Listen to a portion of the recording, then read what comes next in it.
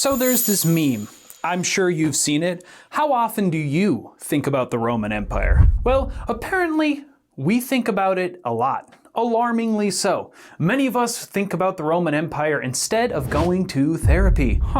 To me, talking about the Roman Empire is therapeutic. But here is the thing. Before you were even sentient, before any of us existed, Rome was thinking about us all. Every time you check your calendar, drive on a paved road, or walk through a city with a grid layout, you're not just thinking about Rome, you're living inside a Roman's head. Not metaphorically, literally. The question is not, how often do you think about Rome? The question is, how often did Rome think about us? Here's the thing you might not have heard about Rome.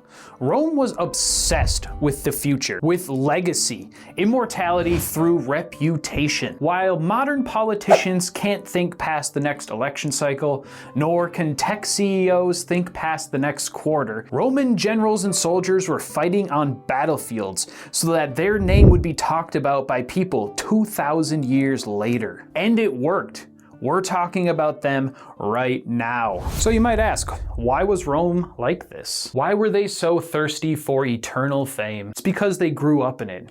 They were molded by it. They marinated in legacy culture from birth. Picture this, if you will. You're a Roman child, and in your family's home, there is an entire room, a very large room dedicated to your dead relatives and ancestors.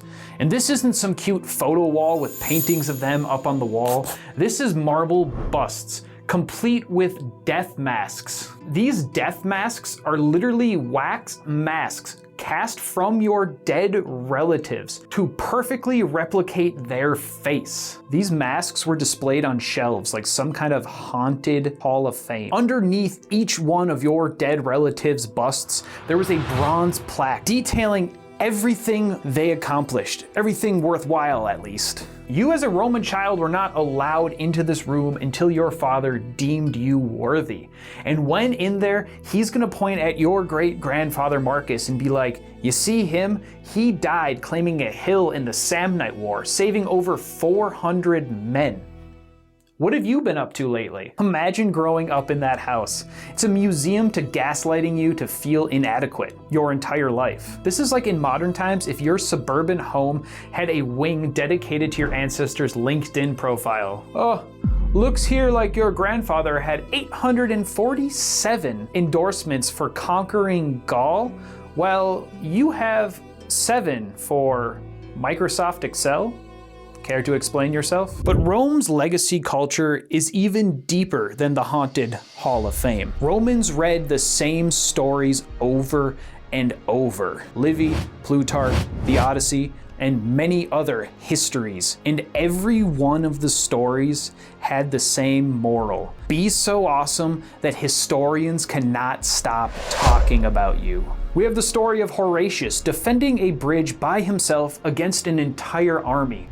What an absolute legend. Then we have Cincinnatus. He left his farm and saved Rome, then went back to his farm, relinquishing power. Even bigger legend, massive legend, because refusing glory is such a power move. They read these stories the way we binge Marvel movies, but instead of made up superheroes, every one of those heroes was a real person, and you were led to believe you could be the next hero in those stories. So yeah, Romans were a little bit obsessed with legacy because their entire culture was a legacy hype machine. From birth, they were told, you're not really alive until you're worth writing down. So with that context out of the way, let's talk about the Roman roads, the famous Roman roads. You think the Romans built 250,000 miles of roads for their silly little sandals to walk on?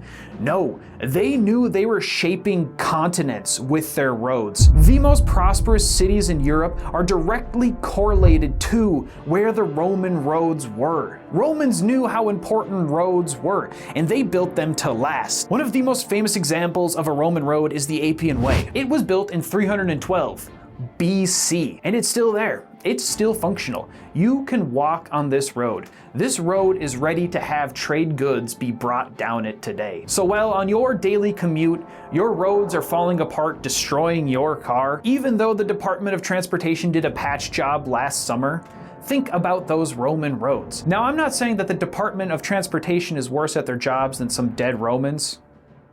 Well, actually, that's exactly what I'm saying. After Rome fell, Europe struggled to make roads of Roman quality for over 1,000 years. Medieval people looked at Roman roads and thought they were built using magic, or that giants built them. Now let's talk about soldiers. Roman soldiers weren't just fighting for Rome. They were fighting for fame, for glory, for honor, and more importantly, for their names to be written down in the history books. A Roman soldier's greatest fear was not death, not pain. It was not being remembered. These guys would volunteer for suicide missions, first man on the wall, first through the breach, or to be in the group that makes first contact with the enemy on the battlefield. Because if you survived, you were famous, and your name went down in the records for all of history. One award for being the first on the wall was the Mirialis Corona, or the Wall Crown, and they had different tiers depending on what kind of settlement you were on the wall first of. Look at these things. That's like prestige in a video game, but this crown actually means something. And most importantly, 2,000 years later, some guy on YouTube is gonna talk about you. Roman soldiers were playing a game where the scoreboard wouldn't be checked for over 2 millennia. Talk about unhinged. And then there's the architecture, the Pantheon, the Colosseum, the Roman aqueducts. These aren't just buildings, they are arguments. They're Romans standing in 100 AD screaming at us 2,000 years removed, saying, "Try and forget us now, losers." The Pantheon was built in 126 AD, and it is still the largest unreinforced concrete dome in the world. For decades, researchers thought Roman concrete's recipe was lost. It wasn't until 2023 when researchers at MIT discovered the recipe. Now, I'm no expert on concrete, but apparently this concrete was self-healing, allowing the lime to fill in cracks formed by the passage of time. How is that even possible? Maybe the Romans did use magic to build their stuff. And you know what? Your Instagram picture of you at the Colosseum, that's participating in Rome's 2,000-year plan. You're complicit in their scheme to be remembered. Romans are playing you like a liar. Okay. I know what you're thinking. How deep does this go? How ingrained in my mind is Rome? Well, just check your calendar. July, named after Julius Caesar.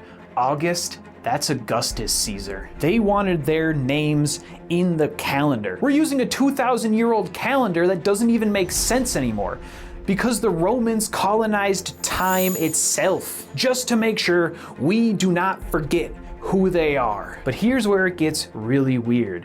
Here's the twist ending. Can I get a show of hands in the comments below? How many of you recognize this man? Yeah.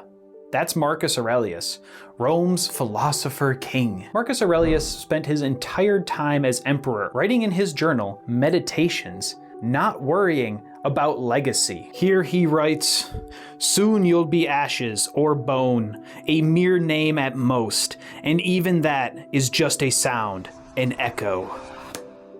Talk about metal. These were his private notes to himself, never intended for publication, a personal diary of some sorts. And then he died. Now we don't need to talk about his son, that breaks my heart. But we still talk about Marcus Aurelius. His Meditations is one of the most influential books to this day. One of the most influential books in Western philosophy. Emperors have read it, kings have read it, tech CEOs have read it, presidents have read Marcus Aurelius. The gym bro that won't shut up about stoicism?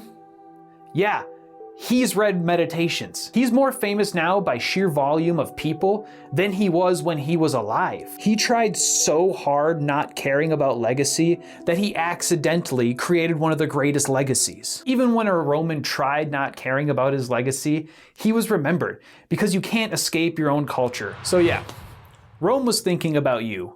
Yes, you specifically. They were also thinking about me. They were thinking about everyone. You don't get remembered by accident. You get remembered by building something so good, it can't be forgotten. Something so permanent so undeniable that the future has no choice but to keep it. Rome didn't fall. It just changed addresses into your mind. And honestly, I bet they'd be thrilled about that. Go forth, go build a legacy, and siege the day.